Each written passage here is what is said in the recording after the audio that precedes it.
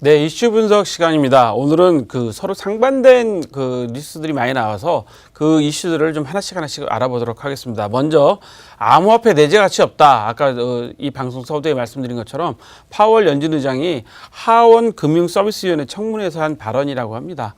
암호화폐는 내재적 가치가 없고 투자자들에게 중대한 리스크를 안겨준다. 투자자들이 가격이 올라가면 그냥 심리적으로 움직인다. 뭐 이런 이야기들을 청문회에서 했다고 합니다. 이 이야기가 나오면서 약간의 흔들림이 좀 있었는데요.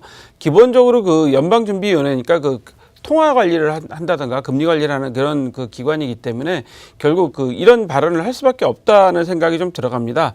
뭐 화폐의 기능을 할 수 없고 화폐의 기능에는 지급 결제와 가치 조정의 문제가 있다. 뭐 이런 이야기들도 같이 했다고 하는데요.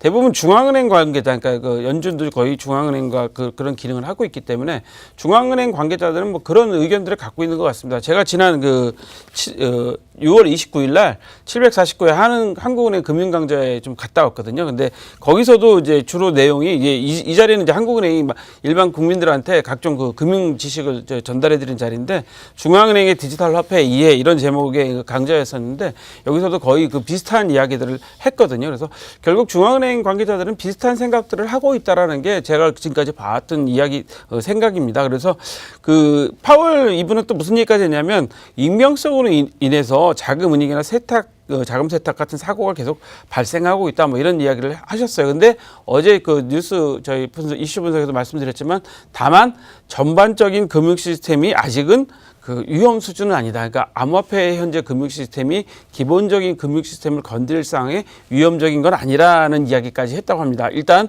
중앙은행이나 연방준비원회에서는 부정적인 그러니까 암호화폐의 통화로서에 대해서는 부정적인 의견을 갖고 있다라는 첫 번째 이슈고요. 두 번째 이슈는요. 암호화폐 선급한 규제는 안 돼. 또 이것도 미국에서 어저께 나왔던 얘기인데요. 또 재밌는 게 미국 하원인데 여기는 농업위원회에서 했어요. 농업위원회 청문회에서 선물거래위원회의 고위 관료죠. 데니얼 고핀이라는 선물거래위원회 랩 그러니까 연구소죠. 연구소 책임자가 암호화폐에 대해서 선급한 규제를 해서는 안 된다라는 증언을 했다고 합니다. 그러니까 연방준비제도위원장은 금융서비스위원회에서 한 발언이고 이분은 농업위원회 청문회에서 한 발언입니다. 아마 농산물 선물과 관련된 청문회에서 했던 얘기 같은데요. 아니 미국 금융당국이 상품으로 간주하지 않는 것들이 많이 있다. 많이 있는데 그거에 대해서 모두 다 주시하거나 통제하지는 않는다. 따라서 이런 파생 상품이나 파생된 선물이나 상품들, 선물이나 같은 것들은 선물이나 수압 등 이런 것들이 좀 활성화된 다음에 어느 정도 좀 거래가 활성화된 다음에 규제를 해라 감독을 해도 늦지 않다라는 주장을 했다고 합니다. 그래서 이분의 주장은 성급한 규제는 또 다른 결과가 올 수 있고 상품 구조로 역으로 다른 방법을 만들 수 있어서 오히려 악영향을 줄 수 있다. 접근을 잘해야 되지. 그렇지 않으면 오히려 혁신을 저해시키거나 지연시킨다는 입장을 이야기했다고 합니다. 그러니까 이야기를 들어보시면 연방준비제도위원장 말씀하시는 거와 선물위원회에서 가진 입장과 전혀 좀 다른 입장을 좀 갖고 있다는 거죠. 그래서 선물위원회는 좀 더 거래가 좀 된 다음에 방향을 좀 잡자. 성급하게 해서는 안 된다는 입장을 나타냈다는 두 가지 좀 상반된 이슈에 대해서 좀 말씀드렸는데요. 또 세 번째 이슈를 말씀드리겠습니다. 암호화폐 구조조정이 도래됐다. 이렇게 이야기하면 누구냐면 여러분들도 말씀 많이 들어보신 암호화폐 아버지라고 말하는 마이클 노보그라츠 이분이 말씀하셨다고 합니다. 암호화폐 구조조정이 이제 본격화될 것이다. 비트코인은 이분이 근데 비트코인 8,000달러를 밑으로 하향할 것이라는 폭락을 예언하셨던 분인데 암호화폐 구조조정이 곧 본격화될 것이다.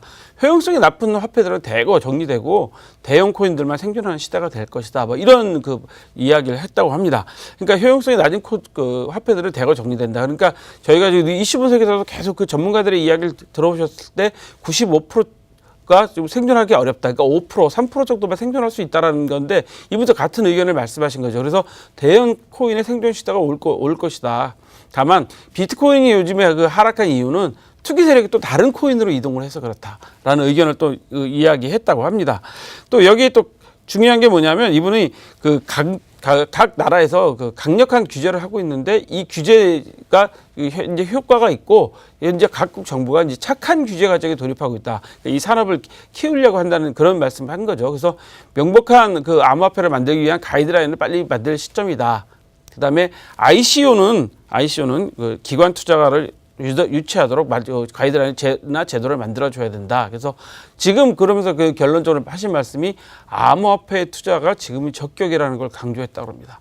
암호화폐 투자가 지금이 적격이라는 걸 강조했는데 거기에 또 이제 한 가지 말씀도 들으셔야 될 게 그 암호화폐 투자가 대개 6,000불 수준의 저항선에서 6,000불부터 다시 투자에 적기라는 전문가들의 의견들이 많이 나왔습니다. 따라서 근데 마지막으로 무슨 이야기를 했냐면 투자 원칙을 세워야 된다. 그래서 저희들이 그 전문가들이 하시는 말씀들을 들었다 보면 암호화폐는 본인의 여유 자금이나 그 필요한 자산만 갖고 투자를 해야 된다라는 이야기를 많이 하셨죠.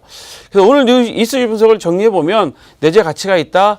규제는 너무 빠르다. 뭐 현재 투자를 해야 되지만 적정한 투자를 해야 된다. 뭐 이런 이슈로 좀 정리가 될 것 같습니다. 그 전문가들도 의견이 서로 분분하기 때문에 투자하시는 분들이나 관심 있으신 분들은 그 지금 성급하게 달려드시는 것보다는 좀 더 한 발 물러서셔서 제대로 좀 살펴보시고 하는 게 좋을 것 같습니다. 오늘 저희가 준비한 소식은 여기까지입니다.